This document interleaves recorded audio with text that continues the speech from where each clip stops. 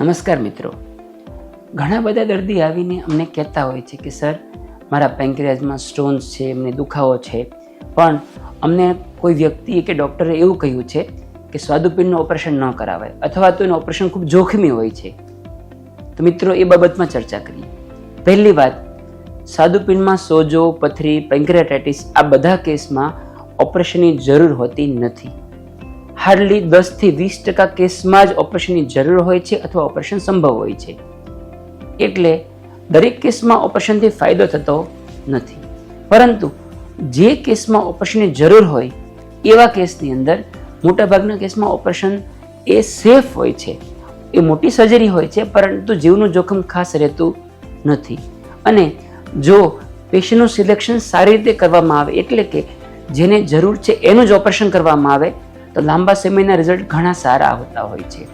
મોટાભાગના દર્દીમાં દુખાવો પરમેનન્ટલી જતો રહેતો હોય છે. જે દર્દીની અંદર સ્વાદુપિંડની નળી બ્લોક હોય, પથરી હોય, એમાં પથરી કાઢી શકીએ આપણે, નળીના બ્લોકને આપણે દૂર કરી શકીએ.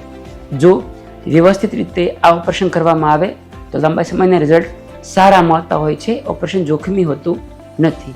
પરંતુ સૌથી મહત્વની વાત, કયા દર્દીને ઓપરેશનની જરૂર છે અને કયાને નથી, આ બંનેનો ભેદ પારખવો એ ડૉક્ટર માટે સૌથી મોટી ચેલેન્જ હોય છે.